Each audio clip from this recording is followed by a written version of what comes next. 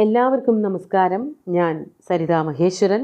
ഇന്ന് ശ്രീകൃഷ്ണവിലാസ മഹാകാവ്യത്തിൻ്റെ 11ാമത്തെ സർഗത്തിലെ 79, 80, 81 എന്നീ 3 ശ്ലോകങ്ങൾ നമുക്ക് പഠിക്കാം. 3 ശ്ലോകങ്ങളിലും അനുഷ്ഠുപൂർത്തം തന്നെയാണുള്ളത്. വിവാഹം കഴിഞ്ഞിട്ട് 1 മാസം കൂടി അവിടെ വരനും വധുവും താമസിച്ചു എന്ന് പറഞ്ഞു നഗ്നജിത്തിൻ്റെ കൊട്ടാരത്തിൽ. അപ്പോൾ എന്തൊക്കെ ഉണ്ടായതെന്നാണ് കവി വർണ്ണിക്കുന്നത്. നമുക്കാദ്യം 79ാമത്തെ ശ്ലോകം നോക്കാം. ഗജാശ്വാരോഹണൗത്സുക്യാദ് വിനിർഗത്യ ദിനേ ദിനേ പ്രജാനാം ചരിതാർത്ഥാനി ലോചനാനി ചകാരസ. നമുക്കാദ്യം പദച്ഛേദം പറയാം. ഗജാശ്വാരോഹണൗത്സുക്യാദ് വിനിർഗത്യ ദിനേ ദിനേ പ്രജാനാം ചരിതാർത്ഥാനി ലോചനാനി ചകാര സ. ഇതും വളരെ ലളിതമായിട്ടുള്ളൊരു ശ്ലോകമാണ്. പദച്ഛേദവും വളരെ കുറവാണ്. നമുക്ക് അർത്ഥത്തിലേക്ക് കിടക്കാം. സഹ എന്നുള്ളത് കൊണ്ട് ശ്രീകൃഷ്ണനെയാണ് ഉദ്ദേശിക്കുന്നത്. വിവാഹമൊക്കെ കഴിഞ്ഞതിന് ശേഷം അവിടെ പാർക്കുന്നവനായിട്ടുള്ള വരൻ ശ്രീകൃഷ്ണൻ. ഗജ അശ്വാരോഹണ ഉത്സുക്യാത് ദിനേ ദിനേ വിനിർഗത്യ. ദിനേ ദിനേ പ്രതിദിനം, എല്ലാ ദിവസവും അവിടെ താമസിച്ചിരുന്ന കാലത്തൊക്കെ എല്ലാ ദിവസവും ഭഗവാൻ എന്താ ചെയ്തത്? വിനിർഗത്യ, പുറത്തേക്ക് പോയി. രാവിലെ എണീറ്റൊക്കെ അത്യാവശ്യത്തിന് കാര്യങ്ങളൊക്കെ കഴിയുമ്പോൾ കൊട്ടാരത്തിലിരുന്ന് പ്രാതലൊക്കെ കഴിക്കൽ കഴിഞ്ഞാൽ പിന്നെ ഒരു പ്രധാന പണി എന്ന് പറയുന്നത് പുറത്തേക്ക് പോവുക, രാജ്യം കാണാൻ പോവുക എന്നുള്ളതാണ്. അതിന് കാരണം എന്തായിരുന്നു എന്ന് കവി എടുത്തു പറയാണ്. ഗജ അശ്വാരോഹണ ഉത്സുക്യാദം. ഗജം, അശ്വം തുടങ്ങിയവയെ അതിൻ്റെയൊക്കെ പുറത്ത് കയറിയിട്ട് യാത്ര ചെയ്യാനുള്ള ഔത്സുക്യം കാരണം. ഗജം ആന, ആനപ്പുറത്ത് കയറിയിട്ട് രാജ്യമൊക്കെ കാണാൻ പോകുന്നതിനുള്ള ആനന്ദം. അതുപോലെ തന്നെ കുതിരപ്പുറത്ത് കയറിയിട്ട് നാടും നഗരവും ജനങ്ങളെയും അതിന് എല്ലാം കാണാൻ പോകാനുള്ള ഉത്സാഹം. അതവിടെ എടുത്തു പറയുകയാണ്. അതാണ് ഗജാരോഹണ ഉത്സുക്യാത് ദിനേ ദിനേ, ഓരോ ദിവസവും വിനിർഗത്യ, പുറത്തേക്ക് പോയിട്ട്. ശ്രീകൃഷ്ണൻ എന്താ ചെയ്തത്? പ്രജാനാം ലോചനാനി ചരിതാർത്ഥാനി ചകാര.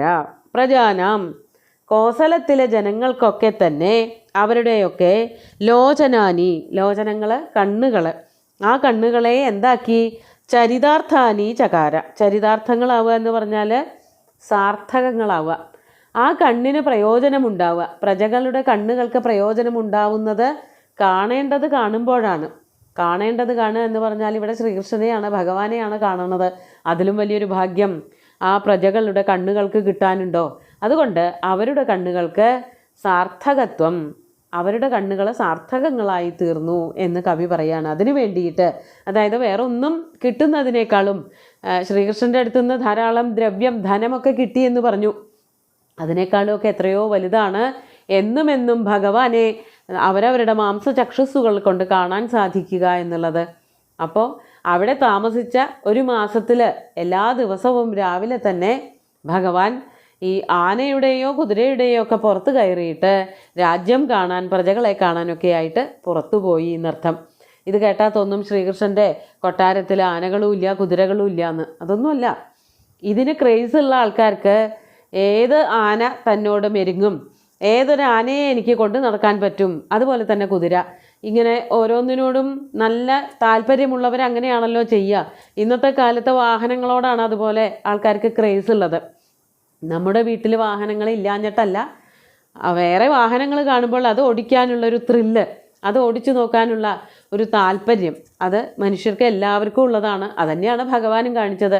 കൊട്ടാരത്തിലെ ദ്വാരകയിൽ എണ്ണിയാൽ ഒടുങ്ങാത്ത അത്രയ്ക്ക് കുതിരകളുണ്ട്, ആനകളുണ്ട്, പല ദിക്കുന്നും കിട്ടിയതുണ്ട്, സമ്മാനമായിട്ട് കിട്ടിയതുണ്ട്.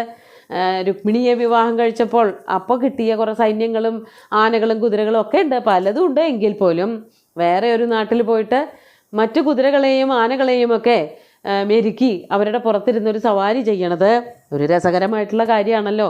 അതിൽ താല്പര്യം പൂണ്ടുകൊണ്ടാണ് ആ ആനപ്പുറത്തും കുതിരപ്പുറത്തും ഒക്കെ കയറിയിട്ട് ഭഗവാൻ ജനങ്ങളെ കാണാൻ പോയത് എന്നാണ് കവി ഒരു നർമ്മത്തോട് കൂടിയിട്ട്, ഒരു തമാശയോട് കൂടിയിട്ട് വർണ്ണിക്കുന്നത്. നമുക്ക് 80ാമത്തെ ശ്ലോകം നോക്കാം. സവ്രീളഹസിതം മൗനി ഭംഗുരാഭംഗവീക്ഷണം പ്രിയായ സമുഖം പശ്യൻ മാസം ദിനമിവാനയത്. ആദ്യം പദച്ഛേദം പറയാം. സവ്രീളഹസിതം മൗനി ഭംഗുരാപാംഗവീക്ഷണം പ്രിയായാഹ സ മുഖം പശ്യൻ മാസം ദിനം ഇവ അനയത്. ഇന്ന് ചൊല്ലിയ ശ്ലോകങ്ങളിൽ ചെറിയ അക്ഷര പിശകുകളുണ്ട്.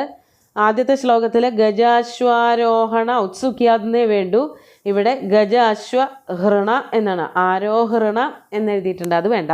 ആരോഹണം ചെയ്യുക എന്ന് പറഞ്ഞാൽ കയറുക, ആനയുടെയും കുതിരയുടെയും ഒക്കെ പുറത്ത് കയറി യാത്ര ചെയ്യുന്നതിനെയാണ് ഉദ്ദേശിക്കുന്നത്. അപ്പോൾ അവിടെ ഒരു അക്ഷരത്തെറ്റുണ്ട്.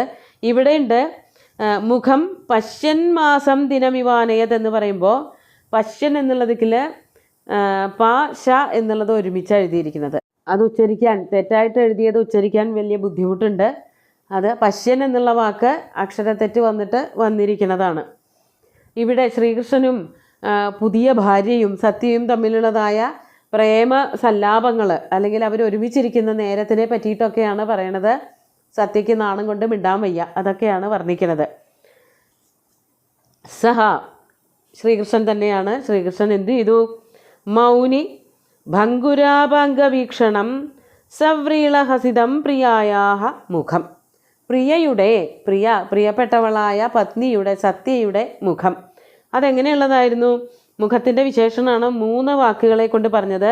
മൗനി ഭംഗുരാപാംഗവീക്ഷണം സവ്രീളഹസിതം മുഖം. ആദ്യത്തെ വാക്കാണ് മൗനി. മൗനി എന്ന് പറഞ്ഞാൽ മൗനമസ്യ അസ്ഥിതി മൗനി, ഒന്നും മിണ്ടില്ല. നാണം കൊണ്ട്, പേടി കൊണ്ട്, ആകാംക്ഷ, ഉത്കണ്ഠ ഇതൊക്കെ കൂടി ചേർന്നത് കൊണ്ട് ശ്രീകൃഷ്ണനോട് സത്യയ്ക്ക് മിണ്ടാൻ പറ്റണില്ല. ആ മൗനമായിട്ടുള്ള മുഖം. മറ്റൊന്ന് ഭംഗുര അപാംഗവീക്ഷണം. ഭംഗുരം എന്ന് പറഞ്ഞാൽ ചഞ്ചലമായിട്ടുള്ള അപാംഗവീക്ഷണത്തോടു കൂടിയ മുഖം. അപാംഗവീക്ഷണം എന്ന് പറയുമ്പോൾ അതൊക്കെ നാണത്തിൻ്റെ ലക്ഷണമാണ്. നേരെ നോക്കാതെ ഇടം കണ്ണിട്ട് നോക്കുക. ശ്രീകൃഷ്ണൻ അവിടെ അടുത്തിരിക്കുന്നുണ്ടോ, തൻ്റെ മുറിയിലേക്ക് കയറി വന്നു എന്നൊക്കെ അറിയാൻ വേണ്ടിയിട്ട് നേരെ ഒന്നും നോക്കാനുള്ള ശക്തിയില്ല. പതുക്കെ കണ്ണ് ചിമ്മിക്കൊണ്ടോ ഇടം കണ്ണിട്ടോ ഒക്കെ നോക്കുകയാണ് ചെയ്യാറുള്ളത്. അങ്ങനെയാണ് ശ്രീകൃഷ്ണൻ തൻ്റെ അടുത്തേക്ക് വന്നു എന്നുള്ളതൊക്കെ സത്യം മനസ്സിലാക്കണത്. അങ്ങനെയുള്ളതായ മുഖം, ചഞ്ചലമായ അപാംഗവീക്ഷണങ്ങൾ, കടക്കൺ ദൃഷ്ടികളോടുകൂടിയതായിട്ടുള്ള മുഖം. മറ്റൊന്ന് സവ്രീളഹസിതം, ലജ്ജയോടുകൂടി പുഞ്ചിരിക്കുന്നതായിട്ടുള്ള മുഖം. അങ്ങനെ 3 വിശേഷണങ്ങൾ. ഒട്ടും തന്നെ വർത്തമാനം പറയണില്ല. ശ്രീകൃഷ്ണൻ്റെ നേർക്ക് കടക്കൺ കടാക്ഷങ്ങൾ മാത്രമേ പൊഴിക്കുന്നുള്ളൂ. അതുപോലെ തന്നെ ചെറുതായിട്ടൊരു മന്ദഹാസവും മുഖത്ത് കാണാം. അങ്ങനെയുള്ളതായ സത്യയുടെ മുഖം പശ്യൻ, സത്യയുടെ മുഖത്തേക്ക് ഇങ്ങനെ നോക്കിക്കൊണ്ട് മാസം ദിനം ഇവ അനയത്, ഒരു മാസത്തെ ഒരു ദിവസം എന്നതുപോലെ ശ്രീകൃഷ്ണൻ കഴിച്ചുകൂട്ടി. അതായത് ഒരു മാസം എന്ന് പറയുമ്പോൾ ശരിക്കും 30 ദിവസമുണ്ട്. ഒരു ദിവസം എന്ന് പറയുന്നത് 60 മണിക്കൂറാണ്.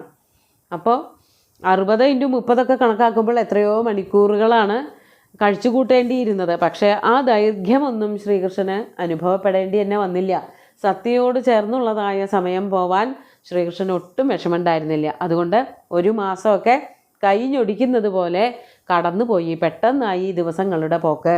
ഒരു മാസം കഴിഞ്ഞിട്ടേ അച്ഛൻ സത്യയെയും സത്യയുടെ ഭർത്താവായിട്ടുള്ള ശ്രീകൃഷ്ണനെയും ദ്വാരകയിലേക്ക് പറഞ്ഞയച്ചുള്ളൂ എന്നുള്ളത് കഴിഞ്ഞ ദിവസം കണ്ടതാണ്. ഇനി അടുത്ത ശ്ലോകത്തിൽ അവരുടെ പോക്കിനെ പറ്റി വളരെ ചുരുക്കിയൊന്ന് പറയുകയാണ് ചെയ്യണത്. പ്രിയയോട് കൂടി ചേർന്ന് വളരെ സുഖകരമായിട്ട് വളരെ ആസ്വദിച്ചുകൊണ്ടൊരു മാസം ഭാര്യാഗൃഹത്തിൽ ഭാര്യാപിതാവിനോടൊപ്പം ശ്രീകൃഷ്ണൻ കഴിച്ചുകൂട്ടി എന്നാണ് പറയണത്. ഇനി അടുത്തത് പോക്കാണ്, ദ്വാരകയിലേക്കുള്ള പോക്കാണ്. 81-ാമത്തെ ശ്ലോകം നോക്കൂ. രഥാശ്വകരികോശാദിദത്വാ കാർത്സ്ന്യേന ഭൂപതി കഥഞ്ചിത് പ്രേഷയാമാസ ദമ്പതി പ്രേമ വിക്ലവ. നമുക്കാദ്യം പദച്ഛേദം പറയാം. രഥാശ്വകരികോശാദി ദത്വാ കാർത്സ്ന്യേന ഭൂപതി കഥഞ്ചിത് പ്രേഷയാമാസ ദമ്പതി പ്രേമ വിക്ലവ. ഇവിടെയും വളരെ കുറച്ചേ ഉള്ളൂ പദച്ഛേദം പറയാൻ. പ്രേമവിക്ലവ ഭൂപതി, പ്രേമം കൊണ്ട് വല്ലാതെയായിപ്പോയ, മകളെ പറഞ്ഞയക്കാൻ വളരെ വിഷമമുള്ളവനായ ആ അച്ഛൻ രാജാവ് പ്രേമവിക്ലവ ഭൂപതി. പിന്നെ സന്തോഷമായിട്ട് പറഞ്ഞയക്കുമ്പോൾ അവിടെ കരച്ചിലിനും പിഴിച്ചിലിനും ഒന്നും സ്ഥാനമില്ല. ധാരാളം സമ്മാനങ്ങൾ കൊടുത്തയക്കുകയുണ്ടായത്. അതാണ് രഥ അശ്വ കരി കോശാദി. എന്തൊക്കെയാണ് കൊടുത്തയച്ചതെന്നുള്ളതിന് കണക്കൊന്നുമില്ല. ഒരു കമ്മച്ചക്കണക്ക് പറയാണ്.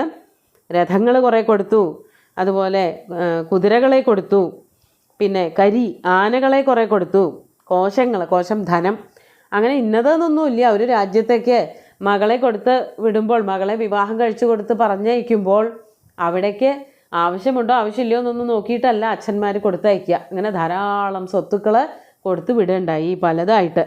രഥാശ്വ കരി കോശാദികളൊക്കെ കൊടുത്തിട്ട്, ഇനി അതല്ലാത്ത പലതും ഉണ്ടാവും, കൊടുത്തിട്ടുണ്ടാവും. ആഭരണങ്ങൾ, സ്വർണം, തോഴിമാർ, അതുപോലെ തന്നെ കാലാൾ സൈന്യം, ഇങ്ങനെ പലതും കൊടുത്തയക്കാറുണ്ട് അച്ഛന്മാർ. അതുപോലെ തന്നെ നഗ്നജിത്തും തൻ്റെ മകൾക്കൊപ്പം ധാരാളം സൈന്യങ്ങളെ, ധാരാളം വസ്തുവകകളൊക്കെ കൊടുത്തു വിട്ടിട്ട് കാർസ്ന്യം എന്ന് പറഞ്ഞാൽ പരിപൂർണമായിട്ട് തനിക്ക് തൃപ്തിയാകുന്ന വിധത്തിൽ, അതാണല്ലോ അവിടെ പ്രാമുഖ്യമുള്ളത്, അതിനാണ്. അതായത് സത്യയ്ക്ക് ചിലപ്പോൾ ഇതൊന്നും വേണമെന്നുണ്ടാവില്ല. മാത്രമല്ല അച്ഛൻ എന്തിനത്രയൊക്കെ തരണത്, അച്ഛൻ്റെ കയ്യിൽ വെച്ചോട്ടെ എന്നൊക്കെ ആവും തോന്നുക. ശ്രീകൃഷ്ണനാണെങ്കിൽ ഇതിലോട്ട് വലിയ താല്പര്യമില്ല. പിന്നെ എന്തിനാ അവിടെ കാർസ്നീയന എന്നൊരു വാക്ക് പ്രയോഗിച്ചത്? അത് രാജാവിൻ്റെ തൃപ്തിയാണ്. എനിക്ക് ഇഷ്ടമുള്ള സാധനങ്ങൾ മുഴുവനും മകൾക്ക് കൊടുത്തു എന്നുള്ള തോന്നലുണ്ടാവാൻ തക്കവണ്ണം കാർസ്നീയന ദത്വ കൊടുത്തു വിട്ടിട്ട് കഥഞ്ചിത് ദമ്പതി പ്രേഷയാമാസ, എങ്ങനെയൊക്കെയോ കരയിലും അതുപോലെ തന്നെ വിഷമിക്കലും ഒക്കെ ഉണ്ടാവും. അങ്ങനെയൊക്കെ ആണെങ്കിലും മകളെ വിവാഹം കഴിച്ച് കൊടുക്കണമല്ലോ, പിന്നെ വരൻ്റെ ഗൃഹത്തിലാണല്ലോ മകൾ പോകുന്നത് എന്നുള്ള അവരുടെ സ്നേഹവും പ്രേമ പാരവശ്യങ്ങളും ഒക്കെ അറിയണ ആളാണ് അച്ഛൻ. അപ്പോൾ പിന്നെ ആ സ്നേഹത്തിൽ അങ്ങോട്ട് കഴിഞ്ഞോളും എന്ന് വിചാരിച്ചിട്ട് പറഞ്ഞയക്കുകയും ചെയ്തു. അതാണ് കഥഞ്ചിത്. അതിന് വാക്ക് വേറെ ഒന്നും കിട്ടിയില്ല. അതുകൊണ്ട് കവി പറയാണ്, എങ്ങനെയൊക്കെയോ, അതൊക്കെ നമുക്ക് എല്ലാവർക്കും അറിയാം. ലോകത്തിൽ നമ്മളെല്ലാവരും കാണണതും കേൾക്കണതും അനുഭവിക്കുന്നതും ഒക്കെയാണ് പെൺകുട്ടികളെ വിവാഹം കഴിച്ച് പറഞ്ഞയക്കുമ്പോൾ ഉണ്ടാകുന്നതായിട്ടുള്ള വിഷമം. ആ വിഷമമൊക്കെ അങ്ങോട്ട് കടിച്ചു പിടിച്ച് സഹിച്ചുകൊണ്ട് അച്ഛൻ നഗ്നജിത്ത് സത്യയെ ശ്രീകൃഷ്ണനോടൊപ്പം ദ്വാരകയിലേക്ക് പറഞ്ഞയച്ചു എന്നർത്ഥം. നമുക്ക് ശ്ലോകങ്ങൾ ഒന്നുകൂടി ചൊല്ലി നോക്കാം. ഗജാശ്വാരോഹണ ഉത്സുക്യാദ്വിനിർഗത്യ ദിനേ ദിനേ പ്രജാനാം ചരിതാർത്ഥാനി ലോചനാനി ചകാരസ സവ്രീളഹസിതം മൗനിഭംഗുരാഭംഗവീക്ഷണം പ്രിയായാ സമുഖം പശ്യന്മാസം ദിനമിവാനയത് രഥാശ്വകരികോശാദിദത്വാ കാർസ്ന്യേന ഭൂപതി കഥഞ്ചിത് പ്രേഷയാമാസ ദമ്പതി പ്രേമവിക്ലവ. അങ്ങനെ വിവാഹമൊക്കെ കഴിഞ്ഞു. ശ്രീകൃഷ്ണനും സത്യയും തിരിച്ച് ദ്വാരകയിലേക്ക് പോരായിട്ടാണ് വർണ്ണിച്ചിരിക്കുന്നത്. സുന്ദരമായിട്ടുള്ള 3 ശ്ലോകങ്ങളും ഭഗവാന്റെ കാൽക്കൽ അർപ്പിച്ചുകൊണ്ട് ഗുരുവായൂരപ്പനെ സാഷ്ടാംഗം നമസ്കരിച്ചുകൊണ്ട് എല്ലാവർക്കും ശുഭദിനം നേർന്നു നിർത്തട്ടെ. നന്ദി.